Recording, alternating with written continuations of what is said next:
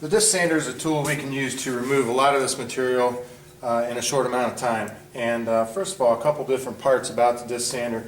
We have a flat tabletop base here. We could tilt that at different angles if we needed to, but we're going to keep it at 90 degrees or square to the disc. The motor in the back is what's going to power the disc. It's going to turn in the clockwise direction as we're looking at it. There are arrows along the top here that tell us it moves to the right. And we are only going to use the downside of the disc, which would be the disc from a little bit off to the center out to the right hand side. So we're only going to use the downside of the disc. When we turn it on, the disc is going to turn in that direction. It's going to be turning very quickly. There is a groove on the tabletop itself. The groove is about 4 inches from the disc, and that's our safety margin or safety guideline that we want to use for our hands and fingers. We don't want to have our hands or fingers any closer than that 4-inch safety margin.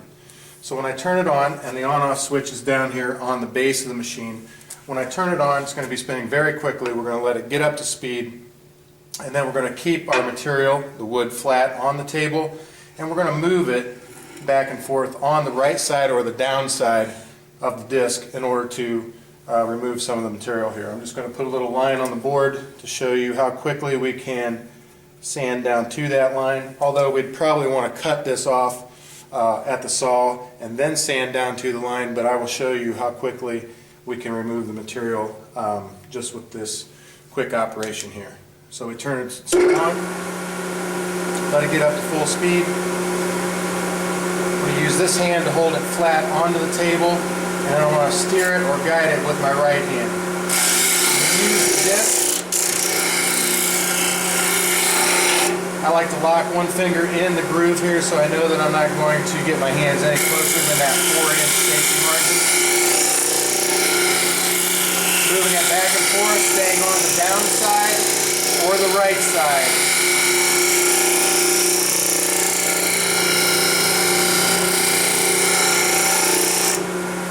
And that's good. We've sanded down that curve. We've finished that off with a little hand sandpaper. Now I can't leave until the disc stops completely from moving, so I want to help it out a little bit. I'm going to use this big eraser, as we call it, and I'm going to put that on the table and slide it into the right side of the disc. That's going to help us stop the disc, and it's also going to clean out some of the disc from the buildup that's created with the sawdust. Again, a quick review on the safety issues. Never touch the disc while it's moving. Always keep your hands and fingers at least 4 inches from the disc itself, and make sure that you're only using the right side of the disc or the down side. Some discs turn the opposite direction, so you'd want to use always the down side of the disc. In our case on our disc sander, it's going to be on the right side, so we're always going to use from about nearly center to out the right side edge. We're not going to use the edge of the disc. That could cause the disc to peel away from the disc itself, the sandpaper to peel away from the disc.